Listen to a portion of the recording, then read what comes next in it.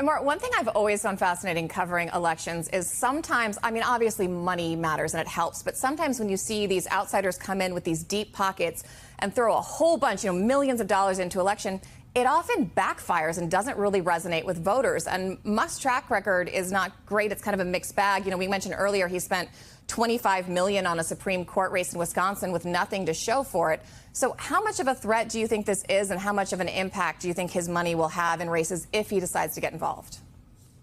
I think it's more of a threat to the far-right MAGA. I don't know who he is really trying to entice with his America Party, but I think what the lesson here that Elon Musk is learning the hard way is that despite what you give to President Trump and the amount of millions that he gave to him, you don't really that relationship's not reciprocal. I think that there are many people in this country who have learned that the president may say one thing and then he'll do whatever he feels is in his best interest. And I think the unfortunate part for a lot of members as they go into the 2026 cycle, will Donald Trump reward them for voting for his bill? Will he show up for them and campaign for them and go to their districts or give them, campaign money? I don't know if he will. I think it's to be seen. And so Elon Musk is learning that lesson by realizing that despite, supporting the president, that support's not been returned to him.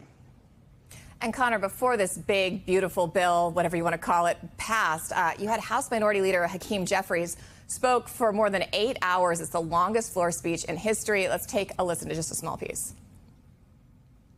Republicans are trying to jam a budget down the throats of the American people that will close hospitals, close nursing homes, and detonate the ability of millions of people to access home care. That's shameful. It's not the type of leadership that this country needs right now, but that's what we're getting. Chaos, cruelty, and corruption. Connor, Democrats have been criticized of essentially not fighting hard enough against Trump's agenda. How do you think this speech was received? And do you think its impact is being overblown because Democrats just really want something positive to hang on to? Or do you think it's going to make a difference? I think what Hakeem is doing is leading by example. So even if it doesn't make a huge impact on the broader public, it makes an impact on people like me, Democrats out there who are engaged in politics more at the local level. And I think coming out of 2024, the feeling was that some big part of the country perceived us as a little bit of out of touch with their lives and maybe, too judgmental or focused on the wrong issues or whatever the case. And I've always believed the only way to cure that is not through like something that somebody comes up with on a podcast, but to just get out there, meet people, sweat at the county fairs and knocking on people's doors and all the rest. And this is sort of Hakeem's version of doing that because the House floor is what he has access to.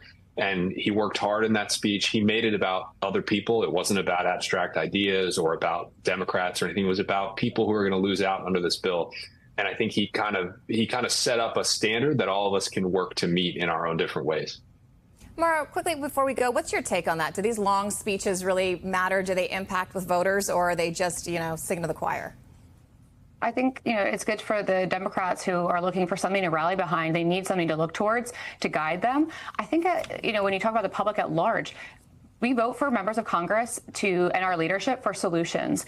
And so while, yes, the Democrats have plenty to pick from with this big, beautiful bill to harp on and to criticize, what is the solution that they're looking to put in place? So how would they address the debt? How would they address some of the issues that we're having in this country that, Republicans, this bill is not perfect by any means, but there is no such thing as one perfect bill. So what is it that they're coming up with as far as solutions? And I think that that's going to be a challenge for them to unify around a message that they can take home as opposed to just having things to say against the president, against the White House and their administration. They need a message of what they're for. All right, former Congressman Connor Lamb and Maura Gillespie, thank you.